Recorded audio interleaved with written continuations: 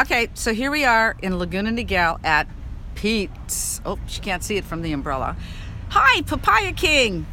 There he is. Peter's here, and Lardy, and this Henry. Is Nick, who's a military man. Nick, Oh, hi. okay. Hi. Marine, he's a Marine. And of course, Joe. He remembers. Hi, Joe. Nick remembers you. remembers me. From that night long ago. Oh no, never mind. Okay, so I'm turning this around, and I'm going to put this a little bit closer because I want to make sure we're hearing you, Bernie. So I'm back, and we're doing a little more talking with Bernie Trifoso, who, in a World War II veteran. We just talked about the Greatest Generation and all that stuff. Okay. But the thing is, after you did the invasion, and you were at Utah Beach. And by the way, why did they call it Utah Beach? I mean, it was in France. It was just, that's how we just code They name. had Omaha, and they had Sword Beach, and they had Utah Beach. Right. That was something to do with Overlord, the name of the big invasion. Oh, okay. But get to Okinawa. Beach. I was there for 4 months in Normandy. Often I watched thousands of planes go on different bombing missions, and I saw all kinds of buzz bombs and all kinds of activity. I spent time at Omaha Beach, and I got to see all the guys getting ready to be buried, whatever. But the big thing was that finally they decided we're going to go back to the States, and we had to go 3,000 miles on that ship. Okay, flat bottom. Wait, you went back to the U.S. first? Yeah. Flat bottom ship, 3,000 miles. Miles to Charleston, South Carolina. Gave me 6-day leave, 30-day leave. 6 days later, I get a telegram, report back to the ship. The guy who was going to replace me went over the hill. Make a long story short. Wait, over the hill means he deserted? Deserted. Then Got scared, ran away? All my buddies were gone, 28 to 32 guys on my ship, 600 guys in the flotilla. And all of a sudden, I'm still on there. We go through the Panama Canal out to San Diego.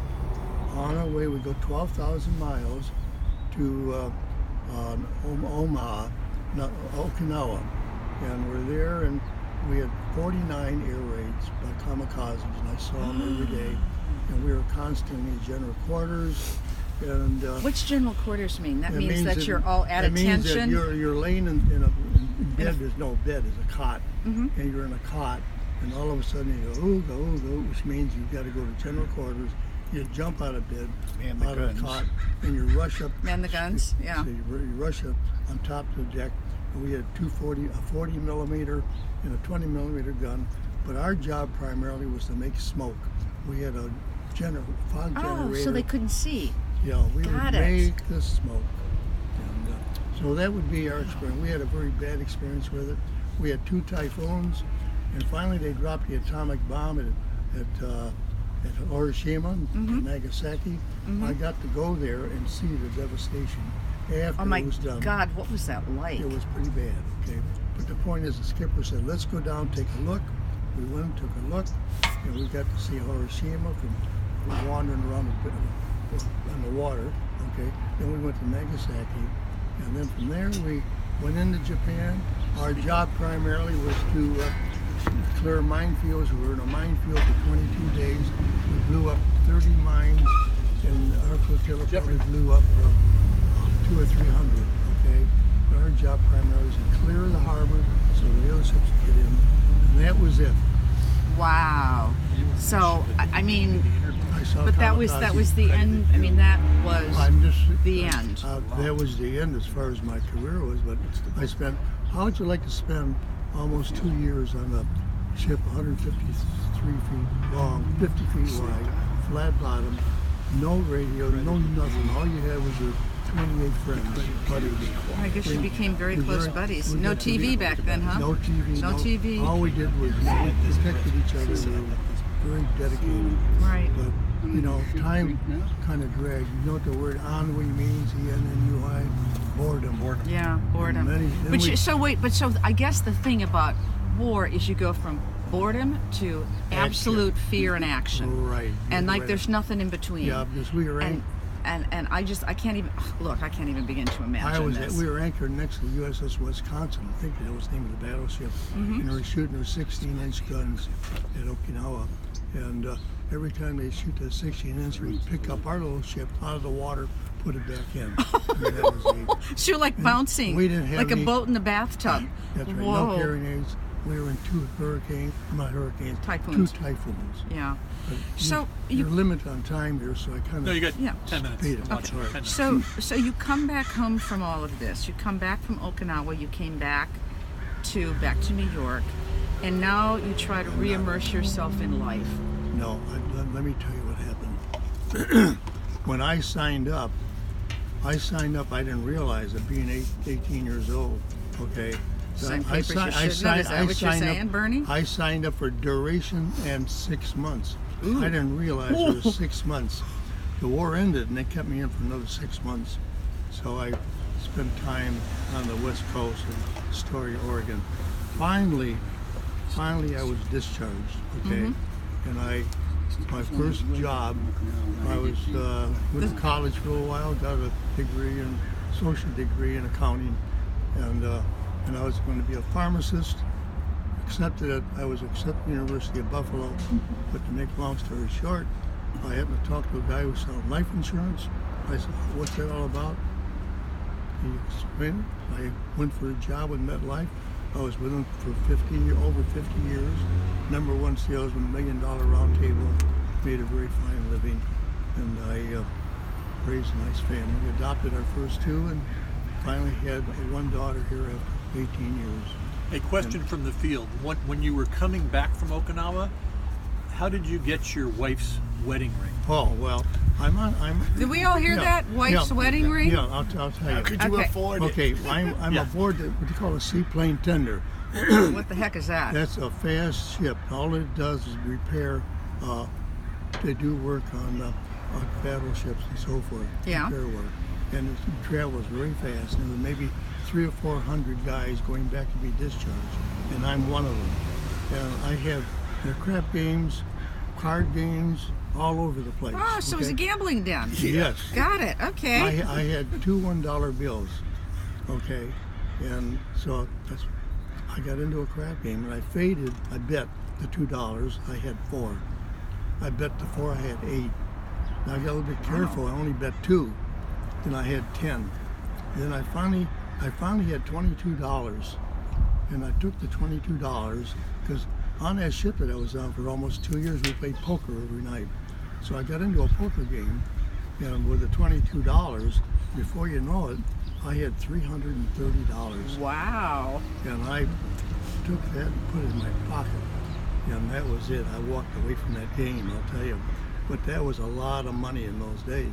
So I shipped that money home, plus with a little money, that back pay I had. And finally, when it came time to buy my wife a wedding ring, that was the money. That was the money. Whoa. So that money was woohoo. 2 little $1 bills.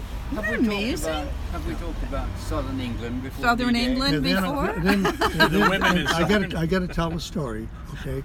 I'm in That's Southern. coming up from the pipsqueak over here. The Brit. Yeah. The Brit. The Brit who broke him I- out of his shell. I'm over in England. You know, over in England, the GIs, the English said the trouble with the Americans, they're overpaid, oversexed, and over here. Okay, and so and Wait, overpaid, oversexed, and over there. over here. there. Okay. And that's a downright So lie. he was. Wait a minute. What? You know damn well, Bernie, that's a lie. We have a member from the. No. I don't I'll lie. tell you something. As a little boy, I- as a little boy of 9 years old, Yes. a train stopped near where I lived, and the GIs, who had lots of stuff, they had beautiful uniforms, nylons. They had lots of nylons Nylon and stockings? candy. Wait, Candy. nylon stockings Chew- for the chewing girl? gum. What? Oh, the Chewing gum. girls. Wait, The girls. I'm sorry. The soldiers had lots of nylons. Nylons from And their, cigarettes. They from didn't their- wear them.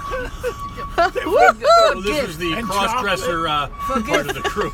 Okay, make it quick because you're into my time. He's taking your No, but time. wait a minute. And they had candy. I was given a stick of something from a GI. I'm the guy and I'm that threw 7 it. years old. We hadn't had candy in the UK. There was no sugar coming from Tate and Lyle in the West Indies. And I didn't know what it was, this stick of stuff. A stick of chewing gum. Right. Never seen it before. 7 years old, And from one of his buddies. Yeah, One I'm of the his guy. I'm the buddies. guy that threw the chewing gum to him. That's not true. and he's been chewing gum ever since. Okay, I want to finish this with something then. Okay. The Stars and Stripes is a newspaper. Sure, for I all know the the Stars and GIs. Stripes. Yep, Okay. yep. Well, in the Stars and Stripes, for some reason or other, I don't know who did it, but it says, if your yen for life is idle and your intention's suicidal, don't try poison, try Trifoso. I mean, that is the truth. Oh my! Oh, I didn't know we that's were going to gonna light up the screen. Yeah, I didn't know we were going to get so racy. And Speaking, Bernie, who was the young lady waving to you when you left for D-Day? You know, 5 minutes, Jane. Okay. yeah, I 5-minute cue, bud. I will not go into that. Oh, okay. wait, because- wait. What'd you say? The young lady waving? Well, I had a few of them. Bernie. he had quite a good Well, supply they needed of... to try Trifoso. That's right. So my mother told me that she was lived in San Francisco with a bunch of waves and wax and stuff during World War II. She told me she got engaged 3 times, and I said, "How could you be engaged 3 times?" She said, "Oh, they were going off to war. Who knew if they were coming back or not?" And I wanted to make them happy. That's right. Jane, how I will kind of say you. that I think I knew her. She We're would've all loved heading if off she to did. Iraq tomorrow. Are you? I know. So, Bernie, I got to ask you about this. He brought this picture. It's from Tijuana. Now, this does not look like Okinawa. This does not look like Utah Beach. This looks like you on a ASS A donkey. Well, with my buddy. With your buddy? He And was did a you have a he was sack of he was nylons the with you radio then? man aboard the ship. Yeah. His name was You see that? Kincaid, and we decided to go to San Diego. Uh-huh. No, Tijuana. So we went there, wandered around a little bit, and then we came back. That's about all. I'm not going to go into details. You probably better not, because Yeah, no. even though this is No, as live, you're Let's turning, keep- I advise you to stop. Listen, I'll tell you this. I was always a gentleman. All right. so what? This was you were on this ship, Yeah, right? That was on when I was in Okinawa. I was on that ship. So this is the one with the flat bottom. It's 156 feet long, and Yeah, they were both in the 325. And yeah, I mean, the look at same that. was Can up- you imagine? You were on And they this went ship 28 for miles an hour? 28 miles an hour. When you're in a goes storm, across you the Atlantic? did about 2. This is the one that was bouncing around in the storms, right? Yeah. Oh my gosh. So I'm wondering, what do you think today? Because when I was watching the Super Bowl, I saw, there was a shot of all of the soldiers. Oh. And there were many women during the game. I mean, at the beginning of the game, and I remember I took a snap screen of it, because that to me, it almost brought tears to my eyes, because all I could think of were these soldiers that are over there, and that maybe we don't appreciate them like we should, and they're over there doing, the work of freedom for this country. Do you think we are as proud and as good as we should be to them? Excuse me. I think what's happened is that they've lost track of the sacrifices that were made during World War II, the Korean War, the Vietnam War, and these young guys who gave their lives, not willingly, but they had to, because either through conscription or to being patriotic. And unfortunately, today, people are taking things for granted, and the government is in control, and they want more government, and the more government you get, the less you have, okay? So I'm saying that the only ones that I really respected during World War II was guys that went down the ramps, and to this day, every time I see a soldier or a sailor, I always mentally myself, I say to myself, he's a real hero, this guy, okay? He doesn't realize it, but I'm saying that. So you've got a situation where guys who are willing to give their lives, and they should be respected, and their family should be taken care of, okay? So I do work with 2 separate organizations, and one of them deals with a lot of soldiers, or a lot of military people, I shouldn't just say soldiers, that come back from Iraq or Afghanistan, and they have a lot of PTSD. Some of them are suicidal. They have such a very difficult time, and re-immersing. And all I guess what I'm just saying is, what do we do to make sure that their life they can have the life that you have? Well, number one, you should make donations. In fact, in my car right now, there's a check for $50.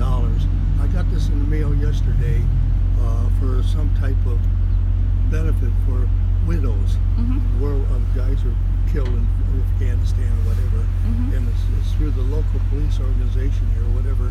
But I wrote a check out for $50. I'm mailing it out today. All you can do is give help financially, morally, spiritually, and pray for them, because that's about all we can do right now. Because I'm just thinking, I'm looking at this and thinking about what's going through people's heads the day, 2 days before they're getting on those boats and going on those beaches and saving our country. Right. But they're thinking primarily, what the hell am I doing here? And you're thinking right now, what the hell am I doing here talking to her? But you got to remember, I really admire those guys, and I watch those fellows floundering in the water, just trying to survive, seasick. I'm saying, man, they're the real heroes. You people don't realize what they went through. It was a challenge. The big challenge was to survive, but most of all, they didn't. And But here we are today in this country, able to talk about your experience and right. live a life of freedom and joy. And I want to say one more thing. You got to remember, I'm 95 years old, okay? And I'm still able to talk. I'm still able to drive. Why in the hell am I able to do that? Most guys at that age are dead, okay? Must be God had a promise or a dream for me to be here to tell this story. Don't forget those guys who are laying over there at Normandy, 10,000, just one cemetery, many cemeteries there. The only territory that the Americans get, okay, when they fight a war, is the cemeteries, to maintain those cemeteries. That's the only land that they want in that country. They make sure those people are taken care of. well, And that's let us never forget them. right. Thank you for Good job, sharing Bernie. your story. You're amazing. Now say goodbye, because I got to turn. Goodbye, and Godspeed. God bless. and thank you for listening. All right, Thank you Bernie. for listening. Okay. Good job. That was good. All I can say is It's gonna be tough to decide all I can Peter say and is Bernie. this is getting to be routine. I'm going to retire this talk. I've had it.